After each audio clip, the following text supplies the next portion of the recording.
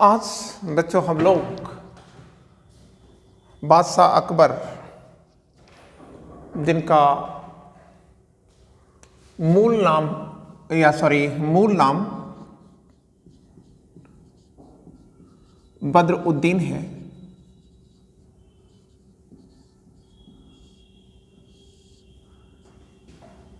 यही बदरुद्दीन 1546 में अकबर के नाम से जाने गए हैं और 14 फरवरी 1556 को पंजाब के गुरदासपुर जिले में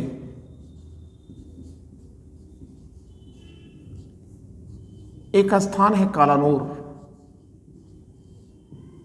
यही कालानूर में जलालुद्दीन मोहम्मद अकबर के नाम से हिंदुस्तान के बादशाह बनते हैं। क्लियर? अब यहां ये कैसे आ गए, तो आप कहेंगे पिता हुमायूं ने इन्हें पंजाब का नया सूबेदार नियुक्त किया था। क्लियर है ना? और अब हमको एक चीज़ जानना होगा, इनके पिता जैसा कि आप जानते ही हैं हुमायूं हैं और माँ हमीदा बानो बेगम, इनके बारे में भी आप जानते हैं ना कि यह अकबर जामी की बेटी हैं। और अकबर जामी क्या हैं? सिया हैं।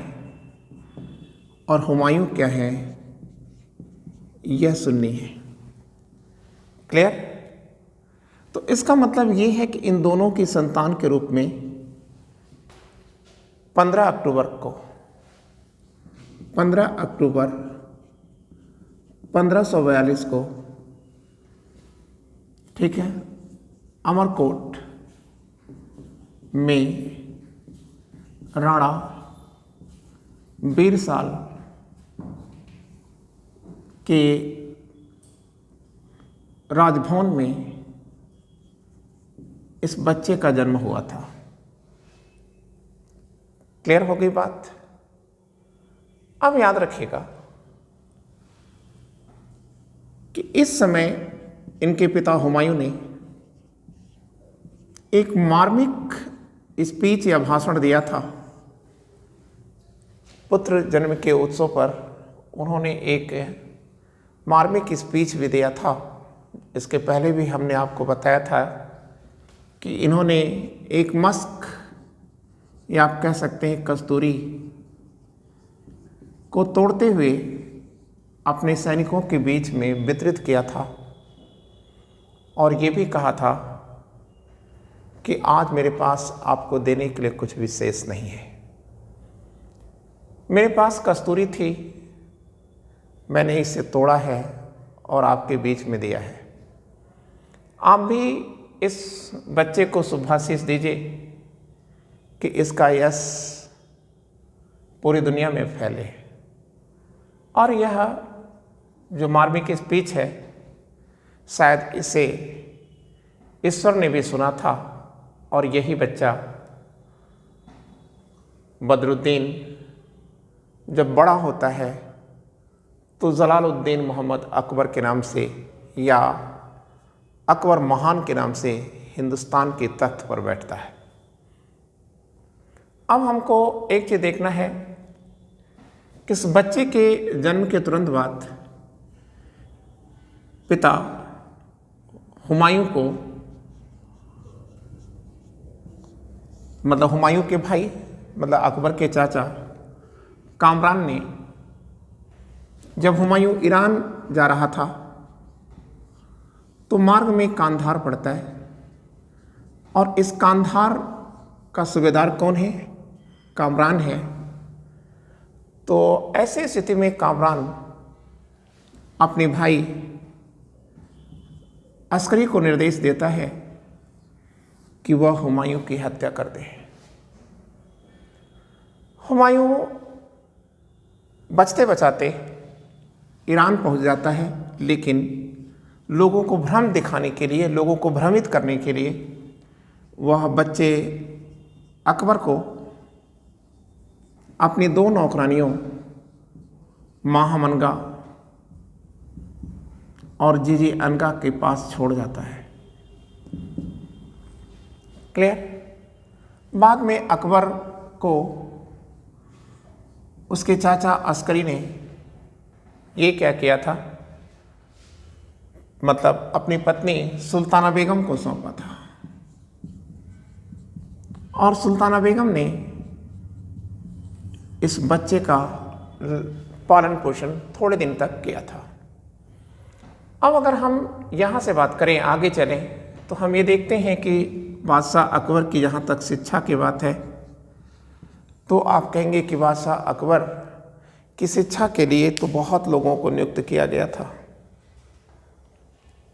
कभी मुकीम थे, तो कभी अब्दुल लतीफ़ थे, तो कभी बैरम खां थे, लेकिन कोई भी टीचर सफल नहीं हो पाया कि वह बच्चे को अक्षर ज्ञान करा दे।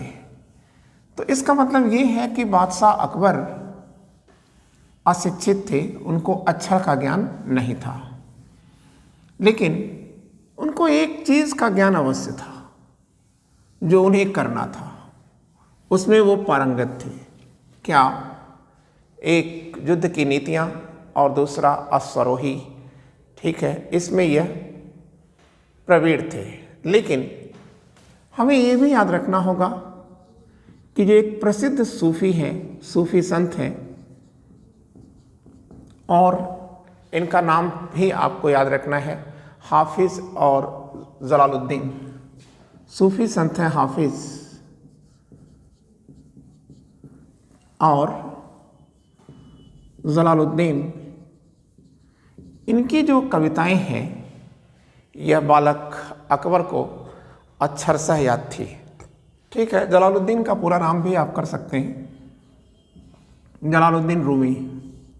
तो मतलब अशिक्षित अकबर को हाफिज़ और जलालुद्दीन रूमी की कविताएं कंठस्थ थी। ठीक है, और अब हम ये देखते हैं कि इस बालक अकबर का जो पहला पद है, ठीक है, ये पहला पद उसे 9 वर्ष की आयु में मिला था। 9 वर्ष की आयु में मिला था जब उसके चाचा हिंदाल की काबुल में हत्या हो गई थी। मतलब काबुल पर अधिकार करने के लिए हमने हुमायूं वाले मैटर में आपके बीच में शेयर भी किया है। देखिए, जो काबुल है ना, ठीक है, इस काबुल में किसका अधिकार था? तो आप बताएंगे कि सर ये कामरान का है, और कामरान इसको खाली नहीं करना चाहता था। ऐसी स्थिति में बैरम खां ने हिंदाल को अपनी तरफ मिला लिया था, मतलब हुमायूं की तरफ मिला लिया था। तो ये हिंदाल भी हुमायूं की तरफ से ही कामरान और अस्करी से युद्ध कर रहा था। उसी समय हिंदाल मार दिया गया था। तो जब ये मारा गया था तो उस समय ये गजनी का सूबेदार था, गजनी का सूबेदार था। और यही कारण है, ठीक है, कि जब ये मर गया तो ये जगह खाली होगी ना। तो 9 वर्ष की आयु में अकबर कहाँ का शासक बना था? आप कहेंगे कि सर गजनी का वो सूबेदार बना था। क्लियर? और बच्चों, आप हमको यहाँ और नहीं रुकना है, सीधे हमें जाना है पानीपत का दूसरा युद्ध। पानीपत का सेकंड जो युद्ध है, इसके बारे में जानना है। पहली चीज़ तो हमको याद रखना है कि इसकी डेट क्या है। 5 नवंबर 1556 को है। किसके बीच हो रहा है? हेमू और बैरम खां के बीच हो रहा है। ये जो बैरम खां हैं, ये अकबर के सेनापति हैं, और हेमू सुल्तान आदिल शाह के सेनापति हैं, सुल्तान आदिल शाह। अब ये जो सुल्तान आदिल शाह हैं ये कहाँ पर हैं? आप कहोगे कि सर सुल्तान आदिल शाह ये चुनार से शासन करते थे, उन्हीं का सेनापति है हेमू। हेमू के बारे में आप याद रखिएगा कि इसका मूल मतलब पूरा नाम है हेमचंद्र। इसका जो प्रारंभिक पेशा था यह रेवाड़ी की बाज़ार में यह नमक बेच करके अपने जीवन का निर्वहन करता था, ठीक है। लेकिन ये भी आप याद रखेंगे कि बाद में यह सेना में आ जाता है और इसने कुल 24 युद्ध लड़े हैं और 24 युद्ध में वह 22 को जीतता है। क्लियर? तो बच्चों इसकी इसी उपलब्धि के कारण हेमचंद्र को आदिल शाह ने कौन सी टाइटल दे रखा था? विक्रमादित्य की टाइटल को दे रखा था, ठीक है।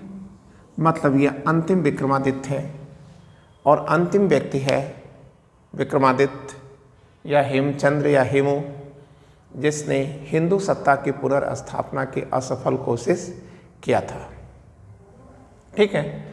लेकिन अब आपको याद रखना होगा कि इस युद्ध में होता क्या है कि हेमू की आंख में तीर जब लगती है तो वह क्या करता है, वह अपने हाथी की पीठ पे बैठा हुआ था तो वह हौदे में गिर जाता है। तो जैसे वो गिर जाता है कि उसी समय हेमू के सैनिकों ने मान लिया कि हेमू मार दिया गया और वो भाग गए। अब जब हेमू गिरफ्तार होता है तो उस समय बैरम अकबर से कहता है कि आप हेमू की हत्या करो और क्या बन जाओ, गाजी बन जाओ। लेकिन अकबर ने मना कर दिया था और कहा था ठीक है कि उसे क्या मारना है जो खुद मर रहा है। ये विवरण कहाँ दिया गया है? आप कहेंगे कि सर ये विवरण है अबुल फजल की अकबरनामा में, अकबरनामा में है। क्लियर? अब हमारे सामने एक बात और है, ठीक है। इस युद्ध का आंखों देखा विवरण किसने दिया है? आप कहेंगे कि सर आरिफ कंधारी ने दिया है। पानीपत के युद्ध का आंखों देखा विवरण आरिफ कंधारी ने दिया है और आरिफ कंधारी कहते हैं कि बैरम के रिक्वेस्ट पर अकबर ने एक हल्का सा प्रहार किया था अवश्य हेमू पर, लेकिन हेमू का काम तमाम या मौत के घाट उतारा था किसने? बैरम खां ने, ठीक है। अब आइए हम लोग देखते हैं कि ये बैरम खां कौन है। तो देखिए जो बैरम खां हैं इनके बारे में हम लोग जान लेते हैं, ठीक है। तो सबसे पहली चीज़ बैरम खां कौन है? आप कहेंगे कि सर ये कराकाइल तुर्क है। काइल तुर्क है। क्लियर? इनके जो पिता हैं वो सैफ अली हैं और सैफ अली ये बाबर की सेना में थे, बाबर के सैनिक कर दीजिए, बाबर के सैनिक थे, ठीक है। और ये भी आप याद रखेंगे कि 1524 है स्थान बदख्शा है, ठीक है, जहाँ पर बैरम का जन्म हुआ है।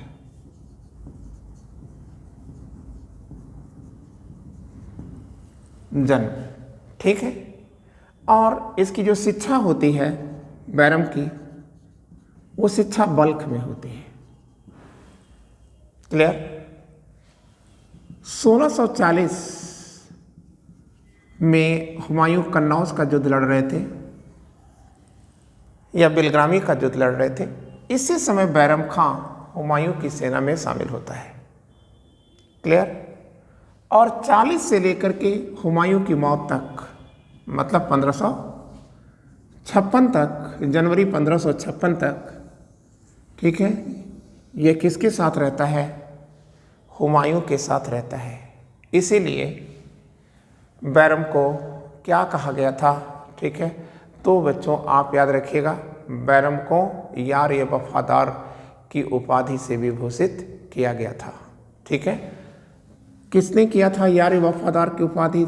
यार ए वफादार, ये उपाधि हुमायूं ने दिया था, लेकिन अकबर ने बैरम को वकील मुतलक बना दिया था, वकील मुतलक बना दिया था। और इसी के साथ वह वास्तविक मतलब शासन 2 भागों में बट गया है।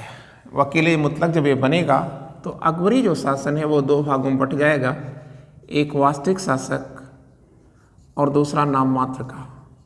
तो अब नाम मात्र का जो वास्तविक शासक हुआ वह कौन हुआ? वकील मुतलक बैरम खां बन गए, जबकि नाम मात्र अकबर जो है एक नाम मात्र का शासक ही बन करके रह गया। ठीक है, इसका मतलब ये है कि वकील मुतलक का काल क्या है? 56 से 60 है, 60 है। ठीक है, मतलब लगभग 4 साल तक पूरा मुगल जो इतिहास है वह किसके इर्द गिर्द घूमेगा? ठीक है, तो आप कहेंगे कि सर वह वास्तविक शासक बैरम खां के इर्द गिर्द ही घूमेगा। ठीक है, लेकिन अब हमारे सामने एक और मैटर आ जाता है, बैरम खां का पतन। ठीक है, तो आइए हम लोग देखते हैं कि बैरम खां का पतन कैसे होता है। ये हमने लिख दिया पतन। तो देखिए, इसके जो पतन का कारण है उसमें है एक संस्था अत का खैल। अब ये जो अत का खैल है इसमें मेंबर कौन कौन है? तो आप कह देंगे कि सर एक तो हो गई महामनगा अनगा, दूसरी हो गई जीजी अनगा, और जीजी अनगा के शौहर हैं, हस्बैंड हैं शमसुद्दीन। और दूसरा चीज़ आप याद रखिएगा, जीजी अनगा के भाई हैं आदम खां, ये भी हैं। और तीसरी है खुद राजमाता, राजमाता है। ठीक है, ये लोग क्या कर रहे हैं? ठीक है, राजमाता मतलब हमीदा बानो बेगम। ठीक है, और ये लोग क्या चाहते हैं? ये लोग बैरम को हटाना चाहते हैं।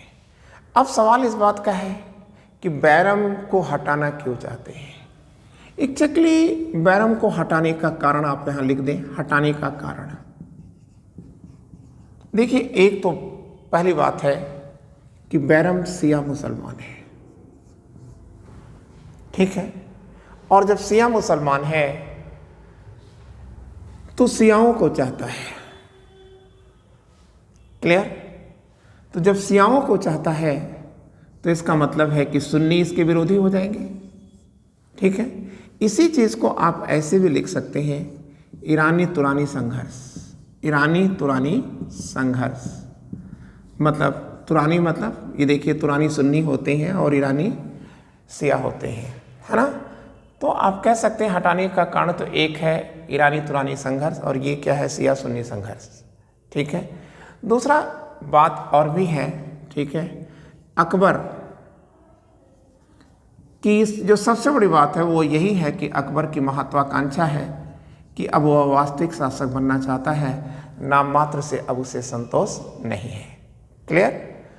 तीसरी बात है कि जो बैरम खां थे, ये बैरम खां कामरान के जो बेटे हैं, कामरान के बेटे, और वो क्या हैं? अबुल कासिम हैं, अबुल कासिम के करीब हैं। तो ऐसी स्थिति में अकबर को बार बार अत का खैल ये भयभीत कराता रहा कि कहीं ऐसा न हो कि वह अबुल कासिम को ही हिंदुस्तान की तख्त के लिए, ठीक है, मनोनीत कर दे या उसको सत्तासीन ना कर दे। ठीक है, तो आप याद रखिएगा, इसी शक और संदेह में बाबर करता क्या है, अबुल कासिम को एक फंसा करके एक षड्यंत्र के तहत दिल्ली लेके चला जाता है। और जब दिल्ली पहुंचता है तो अपने शिक्षक अब्दुल लतीफ़ से क्या करता है, एक पत्र लिखवाता है। इस पत्र में बैरम खां को 3 विकल्प दिए गए हैं और ये कहा गया है कि आप इन तीनों विकल्प में से एक का चयन कर लें या चुन लें। पहला विकल्प है कि आप कालपी या चंदेरी की क्या बन जाए, सूबेदार बन जाएं। दूसरा उन्होंने कहा कि आप मेरे या बादशाह के सलाहकार बन जाएं। तीसरा जो विकल्प दिया था वह क्या था, आप कहेंगे कि आप मक्का की हज यात्रा पे चले जाएं या मक्का की तीर्थ यात्रा पर चले जाएं। ठीक है, क्योंकि बहुत दिनों से आप जाना चाहते थे और वो मौका नहीं मिल पाया था, मौका मिला, आप जाइए हज करके आइए। तो जाहिर सी बात है कि बैरम इतना अनाड़ी तो है नहीं और बैरम समझ चुका था कि साजिशें गहरी हैं, इसलिए उसने चुना कि नहीं भाई, वो मक्का की तीर्थ यात्रा पर ही जाएगा। ठीक है ना। तो आप याद रखिएगा, जब वो मक्का की तीर्थ यात्रा पर जाएगा तो निश्चय ही, ठीक है, वो कहाँ से निकल रहा है, आगरा से निकलेगा। ठीक है, और ये कहाँ जाएगा, सूरत जाएगा, सूरत के बंदरगाह जाएगा और वहीं से वो मक्का को जाएगा। लेकिन बीच में एक स्थान पड़ता है पाटन। यही पाटन में मुबारक नाम का एक अफगान है। ठीक है, और ये मुबारक करता क्या है, ठीक है, तो आप कहेंगे कि यही मुबारक है जिसने बैरम की हत्या कर दिया। बैरम की हत्या करके, ठीक है, ये मार दिया और हत्या करके मछुआरा में बैरम खां द्वारा जब इसके पिता की हत्या की गई थी, किसके पिता की, मुबारक के पिता की हत्या बैरम ने किया था। तो मुबारक को जब मौका मिला तो उसने अपने पिता की हत्या का बदला ले लिया है। तो जाहिर सी बात है कि बैरम की विधवा क्या होगा, विधवा ये है सलीमा और 4 साल का एक बेटा है रहीम। ठीक है, इनको आगरा में भेज दिया गया, आगरा के हरम में भेज दिया गया। लेकिन यही रहीम है जो 1583 भी लिख सकते हैं, 84 भी लिख सकते हैं, में अब्दुल रहीम खान खाना के नाम से प्रसिद्ध होता है। किस नाम से प्रसिद्ध होता है, अब्दुल रहीम खान खाना। और आप ये भी याद रखिएगा कि खान खाना मुसलमान होते हुए भी, ठीक है, कृष्ण भक्ति में लीन रहता था। ठीक है, तो कृष्ण भक्ति भी लिख सकते हैं, वैष्णव भक्ति भी कर सकते हैं। और जब हम लोग लिटरेचर पढ़ेंगे, मुगल लिटरेचर, तो वहाँ पर हम लोग इनके बारे में पढ़ेंगे। तो बैरम खां का पतन हो गया।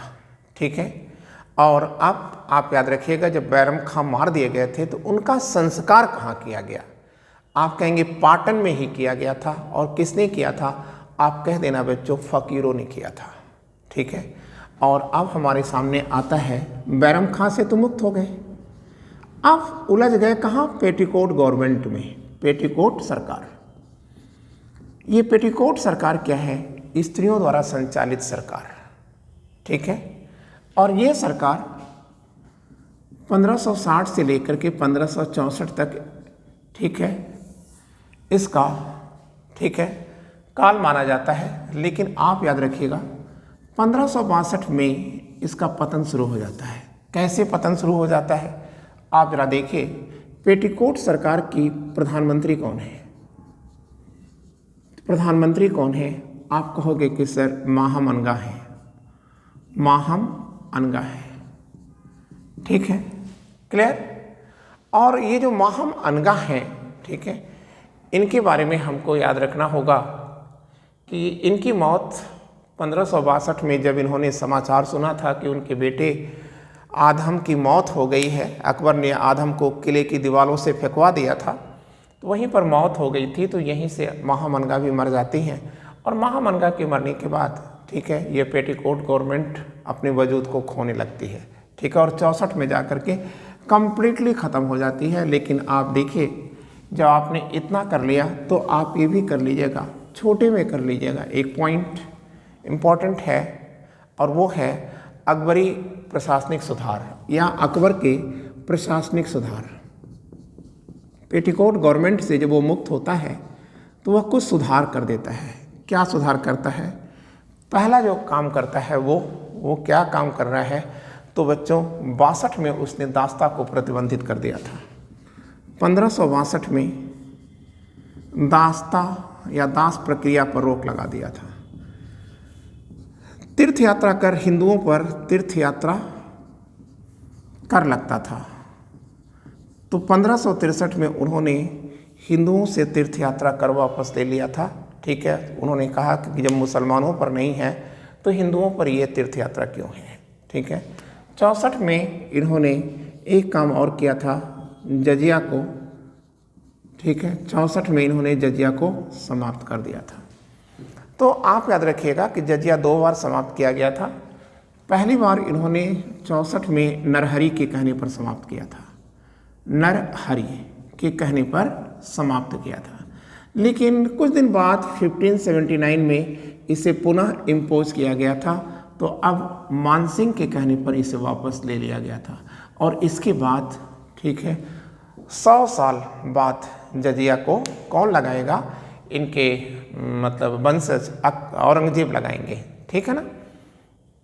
अब हमारे सामने एक और प्रश्न आता है, ठीक है, वो ये है कि बादशाह अकबर की धार्मिक नीति क्या है। तो देखिए, बादशाह अकबर तो शुरू के दिनों में एक सुन्नी मुसलमान है, ठीक है, लेकिन अगर इनकी धार्मिक नीति की बात किया जाए तो आप कहेंगे कि सर इनकी धार्मिक नीति चिश्ती सिलसिले से प्रभावित है। और चिश्ती सिलसिला कैसा सिलसिला है? आप कहेंगे कि चिश्ती सिलसिला उदारवादी है, अर्थात चिश्तियों की नज़र में, ठीक है, कोई हिंदू या मुसलमान नहीं होता, अपितु वह एक इंसान होता है, इंसान होता है, ठीक है। तो ऐसी स्थिति में अकबर का जो धर्म है वह क्या आएगा? आप कहेंगे कि सर इंसानियत का धर्म है ये, ठीक है। और इंसानियत का धर्म होने के नाते ही इसे क्या कहा जाता है? इसकी धार्मिक नीति को आप कहोगे कि सर सुलह-ए-कुल के नाम से जाना जाता है, सुलह-ए-कुल के नाम से जाना जाता है। लेकिन बादशाह अकबर के सामने सुलह-ए-कुल को लागू करना आसान नहीं था, ठीक है। लेकिन ये भी था कि अकबर इस बात को जानता था कि हमारे दिलों में जो नफ़रत है और जिसके कारण हमारे देश में, हमारे साम्राज्य में अशांति फैलती है, वो धर्म है। इसलिए अकबर एक ऐसे मान्य आचार्य संहिता का विकास करना चाहता था जहाँ धार्मिक झगड़े न हों, ठीक है। तो इसके लिए वो करेगा क्या? अपनी धार्मिक नीति को पाने के लिए वो करेगा क्या? 1575 ईस्वी में यह फतेहपुर सीकरी में क्या करेगा? आप कह देना कि सर वह एक इबादत खाने की स्थापना करता है, इबादत खाने की स्थापना करता है, ठीक है ना। पूजा स्थल या इबादत खाने की स्थापना करता है, ठीक है। प्रारंभिक दिनों में तो इसमें केवल सुन्नियों को ही जाने की अनुमति थी, लेकिन अकबर देखता है कि वह किसी निर्णय पर नहीं आ पाता, ठीक है। तो 76 में उसने क्या किया? सियाओं को भी इबादत खाने में आने का निमंत्रण दे दिया। और अब परिणाम क्या होगा? पूरा इबादत खाना जंग में बदल गया, ठीक है, अशांत हो गया।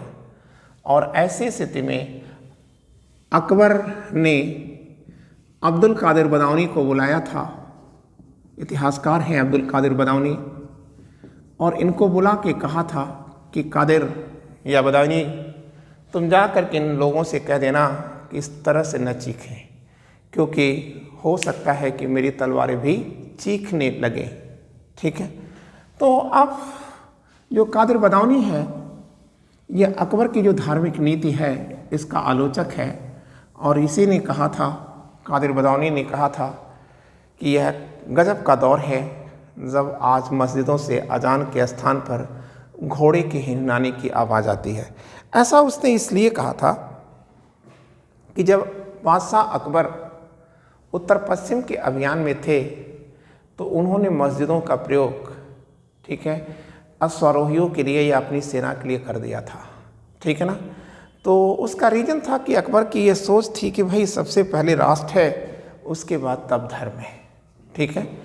तो अब हमको ये जानने के बाद ये कहना होगा कि 1578 में इबादत खाने का दरवाज़ा सभी धर्मों के लिए खोल दिया गया, ठीक है, सभी धर्मों के लिए खोला गया। अब बच्चों हमको यहाँ पर एक चीज़ लर्न करना होगा कि यहाँ हिंदुओं का प्रतिनिधित्व कौन कर रहे हैं। आप कह देंगे कि सर देवी,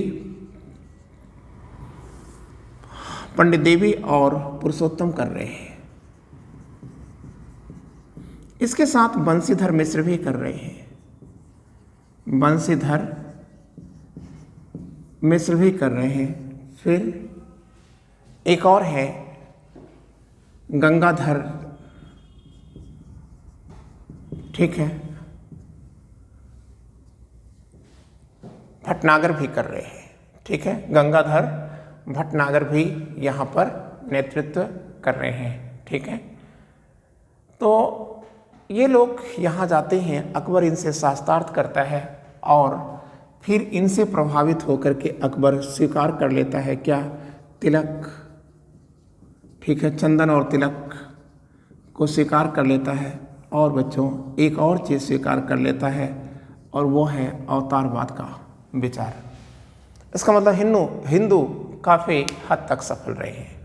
अब हमको एक और प्रश्न करना है कि देखिए इसी समय ईसाइयों की तरफ से कौन आता है। तो आप कहेंगे कि सर ईसाइयों की तरफ से इसी समय फादर मानसरात और एक्वाविवा आते हैं, मानसरात और एक्वाविवा आते हैं।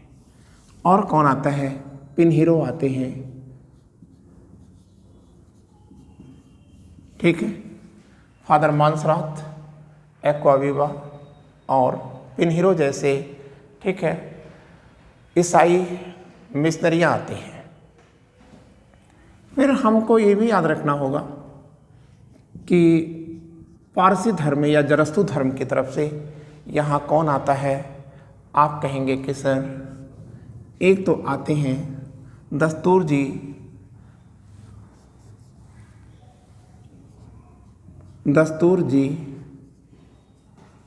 ठीक है, रेवा भाई राणा आते हैं। दूसरे आते हैं आईजार कैवा, ठीक है। और फिर हमें एक बात याद रखना होगा कि इसी समय भानुचंद भी आते हैं और इसी भानुचंद ने, ठीक है, क्या लिखा है। आप कहेंगे सहस्त्र नाम नामक किताब लिख करके अकबर को सौंपा है, ठीक है, जिसका फारसी अनुवाद, ठीक है, हजार सुआ के नाम से किया गया है। हजार सुआ मतलब सूर्य के अनेक हजार रूप, ठीक है, सहस्त्र नाम का फारसी अनुवाद है, ठीक है। और बच्चों अब हमको ये भी याद रखना है कि पारसियों से अकबर ने क्या सीखा था, सूर्य पूजा सीखा था। क्लियर। जैनों ने भी यहाँ पर अपना प्रतिनिधित्व भेजा था, ठीक है, जैन धर्म ने भी अपना प्रतिनिधित्व भेजा था। तो जैन धर्म के प्रतिनिधि कौन थे। तो बच्चों आपको याद रखना होगा, ठीक है, कि जैनों में थे हरि विजय सूरी, जिसे अकबर ने जगत गुरु कहा था। और ये देखिए भानुचंद हैं और यहाँ आ गया भानुचंद उपाध्याय, ठीक है, ये भी आते हैं यहाँ से। क्लियर। और अब हमारे सामने अगला जो पोर्शन आएगा वो आएगा कि इन सारे लोगों से वार्तालाप करने के बाद अकबर ने क्या सीखा। ठीक है, तो आप कहेंगे कि अकबर ने यह सीखा कि हमारे जो इस्लाम धर्म है उसमें काफ़ी कमियां हैं। ठीक है, तो इन कमियों को वह समाप्त करना चाहता है। ठीक है, और वो ये मानता है कि जो कमियां आती हैं हमारे धर्म के अंदर, इस्लाम के अंदर, वह कैसे आती हैं, कौन लाता है इसे। तो मानता है कि धर्मगुरु लाते हैं। ठीक है, जो हमारे इस्लाम के जो धर्मगुरु हैं वो लाते हैं। तो ये करता क्या है कि 1579 में, ठीक है, क्या करता है, महजर लिखवाता है, महजर की रचना कराता है। ठीक है, ये महजर का जो लेखक है वह शेख मुबारक है। ठीक है, ध्यान देंगे आप, शेख मुबारक है। लेकिन महजर को, ठीक है, पढ़ाया था किसने, आप कहेंगे राज कवि फैजी ने पढ़ाया था। मुबारक के बेटे राज कवि फैजी ने अकबर को पढ़ाया था। कहाँ से पढ़ाया था, तो आप कह देना कि सर फतेहपुर सीकरी की जो जामा मस्जिद है, फतेहपुर सीकरी के जामा मस्जिद के मेंबर से किया था। मेंबर का मतलब है चबूतरे से किया था, चबूतरे से उसने पढ़वाया था। और जब ये पढ़ देता है अकबर, तो इसी के साथ वह सुल्तान आदिल बन जाता है, सुल्तान आदिल बन जाता है। अर्थात वह इस्लामिक जो कानून है उनके मैटर में यह अंतिम न्यायाधीश बन जाता है। ठीक है, मतलब इस्लाम में जो कुछ भी विवाद होगा उसका निपटारा कौन करेगा, तो आप कहेंगे बादशाह करेंगे। ठीक है, अब देखिए, जब आपने इतना मैटर कर लिया तो बच्चों आपको याद रखना है कि 1582 में लिख लेंगे, आप 83 में लिख सकते हैं। 1582 में अकबर ने दीन ए इलाही या एकेश्वरवाद के नाम से एक धर्म को चलाया था। अब देखिए सवाल यहाँ पर है कि क्या ये धर्म है या धर्म नहीं है। ठीक है, तो पहली चीज़ हम 1 मिनट के लिए मान लेते हैं कि यह धर्म है। तो जब हमने इसे धर्म माना तो हमको एक चीज़ याद रखना होगा, और वो क्या है, तो आप कहोगे कि सर स्मिथ का कोटेशन याद रखना है। इतिहासकार स्मिथ का एक कोटेशन याद रखना है, जिस कोटेशन में उन्होंने क्या कहा था। इस कोटेशन में उन्होंने कहा था कि दीन इलाही और कुछ नहीं है, यह बेसिकली है क्या, आप कह देंगे कि यह अकबर की मूर्खता का, ठीक है, सबसे बड़ा स्मारक है। क्लियर। लेकिन आप याद रखें, इसे धर्म मानना ही बड़ी भूल है। ठीक है, ये धर्म तो था ही नहीं, ये तो था जीवन शैली थी। क्लियर। यह जीवन जीने की एक कला थी, एक आचार संहिता थी, एक नैतिकता थी। ठीक है, जिसको अकबर ठीक उसी प्रकार से फैलाना चाहता है जैसे हमारे यहाँ प्राचीन भारत में सम्राट अशोक ने धम्म के नाम से फैलाया था। ठीक है ना, तो इसलिए अकबर एक आचार संहिता विकसित करना चाहता था। यह धर्म नहीं है, इसका कोई धर्म ग्रंथ भी नहीं है। ठीक है, इसका कोई इबादत खाना कोई मंदिर या मस्जिद भी नहीं है। ठीक है, इसका कोई मौला और पंडित भी नहीं है। ठीक है ना, क्लियर। तो ऐसी स्थिति में दीन इलाही को धर्म मानना ही बहुत बड़ी भूल होगी। ठीक है, हाँ, अकबर धार्मिक नीति में उदार था। इस उदारता का परिचय ये है कि अकबर ने लाहौर और आगरा में ईसाइयों को निर्देशित किया था या अनुमति दे दिया था कि आप क्या कर लेंगे, आप अपनी चर्च का निर्माण कर सकते हैं। ठीक है, हमें एक चीज़ और याद रखना है, दीन इलाही के कुल जो सदस्य थे वो 19 थे। इसमें एक ही सदस्य बिरबल था जो हिंदू था, शेष सभी, ठीक है, मुसलमान थे। ठीक है, और मानसिंह जैसे शख्स ने, जो कि अकबर के बहुत करीब थे, उन्होंने कहा था कि मैं हिंदू हूँ, वह मेरी भक्ति है, मैं इस्लाम को जानता हूँ, इसलिए मैं उसका सम्मान करता हूँ, लेकिन मैं जिसको जानता ही नहीं, ठीक है, उसके प्रति न तो मेरी भक्ति है और न ही मेरा सम्मान है, ठीक है। लेकिन याद रखिएगा कि इसे धर्म क्यों मान लिया स्मिथ ने, क्योंकि बदायूनी तत्कालीन मत इतिहासकार हैं अकबर के, ठीक है। बदायूनी और फादर मानसरात दोनों ने दीन इलाही को धर्म माना था, ठीक है। लेकिन कौन कौन? बदायूनी और फादर मानसरात ने दीन इलाही को क्या माना? धर्म मान लिया। लेकिन बच्चों, ठीक है, एक बड़ा नाम आता है इतिहास में, एस.आर. शर्मा, और एस.आर. शर्मा कहते हैं, ठीक है, कि यह धर्म नहीं, यह राष्ट्रीय आदर्श था। यह राष्ट्रीय आदर्श है, राष्ट्रीय आदर्श है, ठीक है। इन्होंने भी इसे धर्म नहीं माना है, ठीक है ना।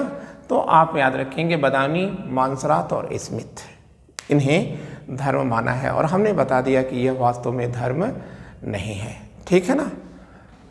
और अब हमको एक चीज़ और याद रखना है कि 1583 में ही अकबर ने, 82 भी हमने कहा कि आप कर सकते हैं, 83 भी कर सकते हैं, दीन इलाही चलाया था। और इसी अवसर पर उन्होंने एक काम और किया था, इलाही संवत चलाया था। इसी को आप सौर्य संवत भी कह सकते हैं। मतलब मुसलमानों का जो कैलेंडर है हिजरी संवत, हिजरी संवत को उन्होंने क्या किया? हिजरी संवत को बच्चों इन्होंने छोड़ दिया और इलाही संवत या सौर्य संवत या फसली संवत को उन्होंने प्रारंभ किया था। और इसी वर्ष उन्होंने, ठीक है, एक शहर बसाया था जिसे इलाहाबाद कहते हैं, ठीक है, इलाहाबाद, ठीक है, अर्थात अल्लाह का बात, अल्लाह का नगर, अल्लाह का प्यारा शहर, ठीक है, क्लियर। जैसे नगर की स्थापना भी इन्होंने किया था। अब हम लोग थोड़ा सा एक पॉइंट और जान लेते हैं और इसके बाद आज का मैटर रोक देंगे।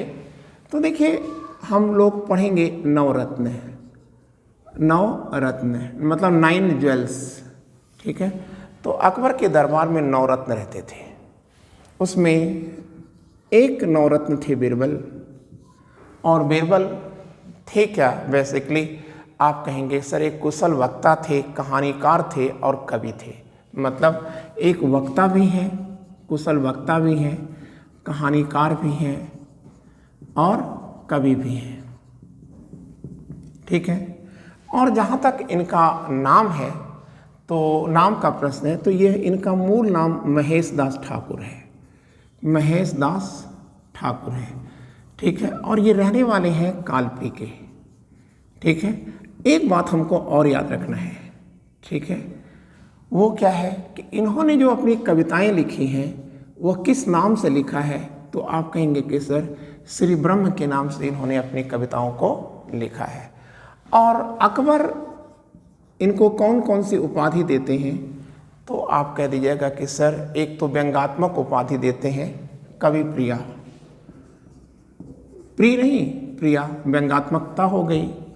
फिर कविराज भी इनको कहते हैं, ठीक है, राजा की टाइटल भी देते हैं, ठीक है। अब बात आती है कि जो बीरबल हैं, ठीक है, इनके बारे में हमने आपको बता दिया था कि यह एकमात्र हिंदू हैं जिन्होंने इलाही को, दीन इलाही को स्वीकारा था। अब 1586 में इनकी डेथ होती है। कब होती है? आप कहेंगे कि सर जब यह बलूचिस्तान में है, तो वहीं बलूचिस्तान में बलूची यूसुफ जाइयों ने की बगावत के दौरान में ये बीरबल मार दिए गए थे, ठीक है। अब दूसरा जो नाम आता है वो है राजकवि फैजी का, ठीक है। तो हम लोग देखते हैं फैजी के बारे में। फैजी, तो पहली चीज़ आप याद रखिएगा, फैजी ये अकबर के राजकवि भी थे। और दूसरी बात आप याद रखिएगा कि ये अकबर के जो अनुवाद विभाग है, उस अनुवाद विभाग के ये क्या थे? हेड भी थे, मतलब प्रमुख थे, ठीक है, अध्यक्ष थे, अनुवाद विभाग के अध्यक्ष थे। और इन्हीं के नेतृत्व में, ठीक है, संस्कृत की किताबों का फारसी में और फारसी की किताबों का संस्कृत में अनुवाद भी हुआ था। और ये भी हमने आपको बताया कि इन्होंने महजर को पढ़ाया था, किसे? अकबर को पढ़ाया था। ठीक है, तो महजर क्या है? ठीक है, ये आपको हमने बताया था कि यह अचूक घोषणा पत्र है, मतलब अचूक घोषणा पत्र है। और इसी के बाद महजर को पढ़ने के बाद ही अकबर क्या करता है? सुल्तान आदिल बन जाता है। ठीक है ना। अब फैजी के एक छोटे भाई हैं, मतलब फैजी किसके बेटे हैं? शेख मुबारक के बेटे थे, और इन्हीं के छोटे भाई हैं, और वो हैं अबुल फजल। अबुल फजल। और अबुल फजल के बारे में जो हमको याद रखना है वो ये है कि देखिए अबुल फजल की एक ख़ास बात यह है कि ये अकबर के इतिहासकार भी रहे हैं, और इनकी 2 किताबें हैं। ठीक है, तो आप कह देंगे कि सर इनकी 2 किताबें आती हैं, किताब तो एक ही है लेकिन उसे 2 रूपों में जाना जाता है। देखिए, किताब का नाम तो अकबरनामा है। अब अकबरनामा का पार्ट है आईने अकबरी। तो जो आईने अकबरी है, ठीक है, यह अकबरी प्रशासन पर लिखी गई है। ठीक है ना। और ये अकबरनामा क्या है? यह अकबर का इतिहास है, और इसी अकबरनामा में अमेरिका की खोज का भी विवरण दिया गया है। अमेरिका की खोज का विवरण दिया गया है, और इसमें अमेरिका को शहर-ए-नौ कहा गया है। शहर-ए-नौ कहा गया है। ठीक है, क्लियर। और इसके अंदर, ठीक है, पैकवेट द्वारा जो ब्लड सर्कुलेशन सिस्टम है उसकी खोज का भी उल्लेख किया गया है। पैकवेट ने रक्त परिसंचरण सिद्धांत की जो व्याख्या किया था उसका भी उल्लेख है। और इसी किताब में, ठीक है, अशिक्षित अकबर को, ठीक है, अकबर को क्या कह दिया गया? आप कहेंगे चक्र तकनीकी का जनक कहा गया है। चक्र तकनीकी का जनक कहा गया है, मतलब चक्र तकनीकी, व्हील टेक्नोलॉजी का जनक कहा गया है। और इस चक्र तकनीकी का प्रयोग कहाँ किया जाता था? तोपों की नाल को साफ करने के लिए किया जाता था।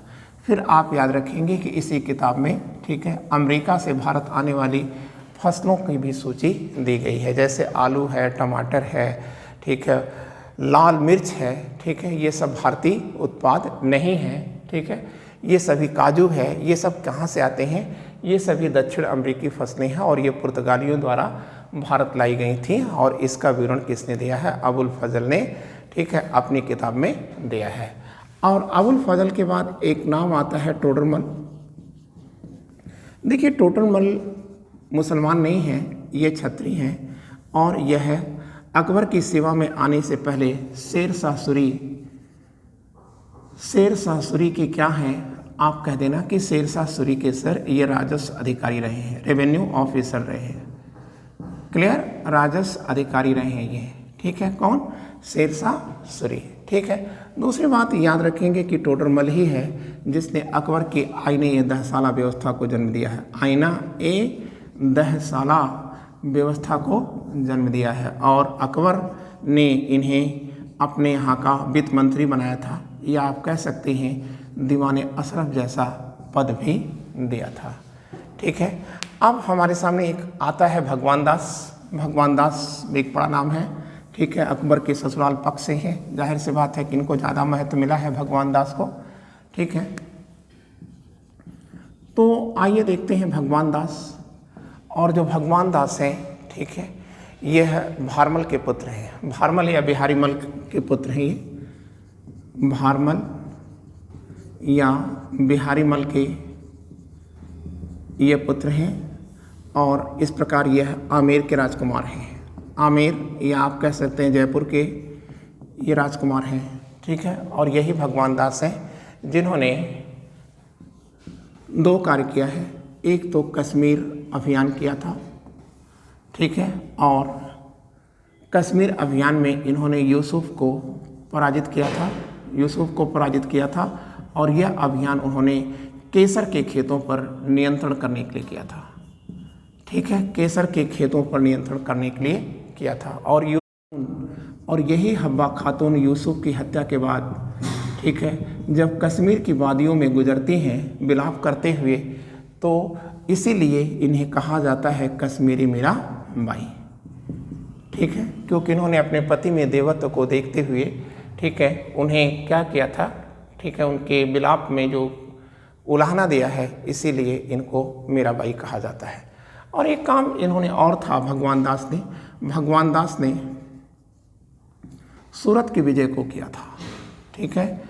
और भगवान दास को ही मुग़ल साम्राज्य का पहला पुरस्कार, ठीक है, निशान-ए-मुग़ल, ठीक है, दिया गया था। जैसा कि आज आप जानते हैं कि पाकिस्तान का सबसे बड़ा पुरस्कार है, वैसे निशान-ए-मुग़ल, ठीक है, ये मुग़लों का सबसे बड़ा पुरस्कार था और इसे भगवान दास को दिया गया था, ठीक है, क्लियर।